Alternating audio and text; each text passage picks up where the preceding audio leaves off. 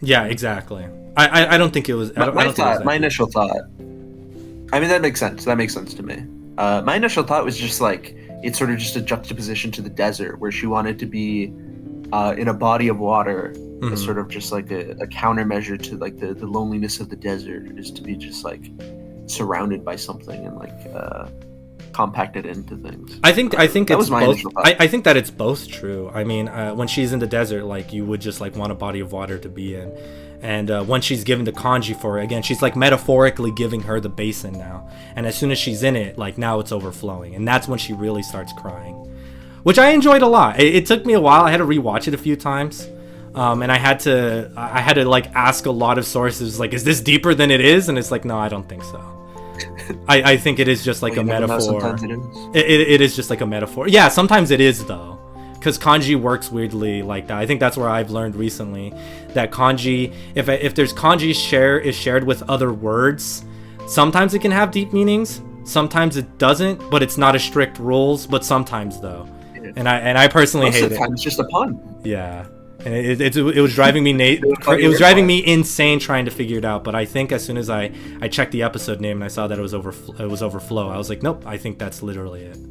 In fact, cut that whole thing out of the video. Don't actually. Cut me saying don't actually, but cut that part specifically. Okay, So it done. makes the bit work. Yeah, all right. Or maybe just leave it all in. Maybe it's funny if you leave it all in. Sorry, go ahead.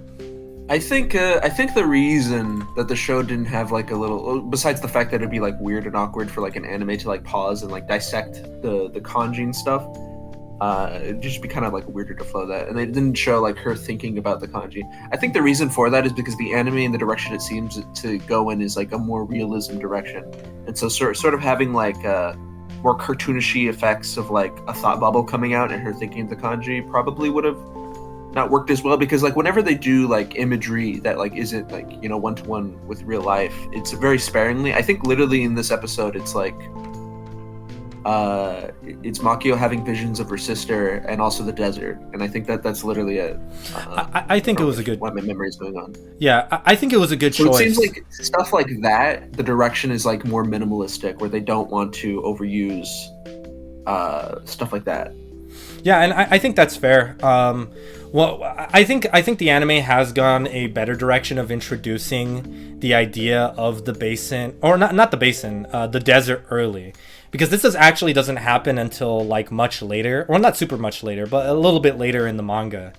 And I think for the wash tub metaphor to work a lot better than it was to like kind of introduce the idea of the desert a lot earlier. I think that this is overall like a really good change. It does make it a lot more linear or non-linear and a lot harder to. I don't want to say it's harder per se to keep up with, but it is a little bit more all over the place. You're not paying attention. Yeah, but it's pretty good. You know, it's I think it supposed was a good to change. reflect how Asa feels. It's because she's all over the place. Because she doesn't know. No, actually, Uh, unironically, I think that you are right. Because she's disassociating, no. she's moving I'm back. saying and it's silly, forth. but I'm right. No.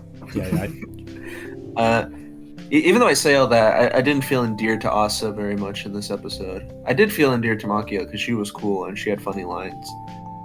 One line I think you didn't mention that was like my favorite is like, "I feel no more love for you than I do any random child in the street." Yes. She says When, that. It's like, that is so, Makio, you are so Sigma pilled. You are so big. yeah. I would follow you into a war. You know, it was that kind of speech to me. You know, because then she goes on, but even then, I will open my arms. It was cool. I like Makio. I wish the show was just Makio, but not. You know, I guess it wouldn't work as well. One thing to me that I have trouble, as someone who's not super into it, but you know, I appreciated elements of it. I didn't think it was bad. It's just not my kind of thing. Was like I like, if I'm a fan of this, and I guess I could just ask you, like, what are you looking forward to in episode 2? Like, what's the hook? Like, what are you hoping to expect us to see? I'm just trying to see their relationship develop further. I want to see if the Ice Queen over here kind of because to an extent she's kind of like letting her guard down, and I kind of am really excited to see a more awkward version of Makio, because again, since it's told non-linearly, it's somewhere in the middle of the episode that Makio admits to Asa that it was all bravado, and she is someone who can't really share that space, which is kind of hinting, and it's why Asa reacted so strongly to being like, what? Makio admits that she can't really share her space, and I think that she is like almost immediately regretting her decision of like kind of letting her in, and I want to see a little bit more of that. I want to see more awkward Makio, because this episode was her being like it's like you said, it was like very she's being very strong, she's being very sigma pilled, and I have it up on screen here where she went, it says, I don't think I could get any more emotionally attached to you as some random passerby kid. And then and that's obviously happens in the end of the episode, so you kind of like leave off with the impression that she's like a little bit more stern. But if we're going by like where the story actually leaves off, which is somewhere in the middle, she's obviously clearly a lot more awkward and weird, and I kind of want to see more of that. I kind of want to see her develop more as a character. I guess it's a lot more character driven to me, to answer your question shortly. Yeah, I don't know, I just didn't get hooked into like, oh man, I can't wait to see the adventures of these guys. I don't know, not even that I dislike them very much. I don't know. I think what was I going to say? Sorry, go ahead. I think for me, it needed a stupid hook. It needed like a stupid like, we will go find the One Piece, right? Yeah. I don't know, just some sort of like, because like in this episode, it's very intentionally listless, and I guess that I think I needed like something like that, or just like some sort of structure to just like, what am I supposed to be expecting in the day-to-day sort of thing, right? Because like with like sort of like, because I love the nisekoi genre. That's how you know I'm cool, because I said that. But the slice of life genre, like I really like those things. And for most slice of lives, they set up like a thing of like what to expect on like the next episode, or sort of just like the general status quo of it. Like I think of K-On!, which is one of my favorite shows ever. Like episode 1, you get like the idea, okay, they're doing this band, so we're gonna continue on with these band adventures.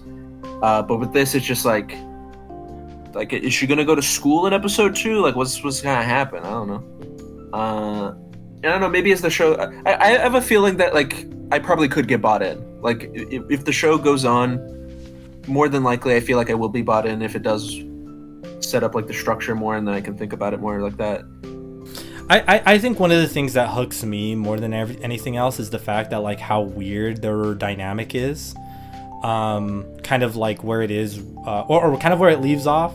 Like it's really funny and interesting to me that for the most part she kind of dresses, metaphorically speaking, she dresses Asa down, where she kind of just like yells at her and is just like, these people don't give a fuck about you, these people don't care about you, you might as well be some random pass-by kid to me, and I hated your mom's guts. But if you want to come with me, you can come with me. Also, the kanji for fucking bathtub is this, and that's really weird. And that's every episode is she gonna make a big signal. Well, obviously not. But I think that this is just like a really good like early on, and that it's obviously establishing that the relationship is kind of weird. And even when she's like tears in her eyes, she's bawling. She's like, I want to go home with you, which I liked. And one thing. There's another funny line. Yeah, I was just gonna mention real quick when they're leaving, one thing that she mentions is just, let's go get some real sushi. I was actually gonna mention that exactly. Yeah, this dried sushi is not worth eating. But it's funny, in the manga, I have it pulled up here, she doesn't say dried sushi isn't worth eating. In the manga, she says dried sushi should die. And then Asa says, and when she said that, I smiled. It's so good. I really like these characters. I really like them a lot. I'm a big fan. Asa needs a thing. I guess her thing is just like she's just sort of listless. I mean, I guess that's fine. I think the problem that we're kind of running into, or specifically you, I want to say, because I like Asa enough.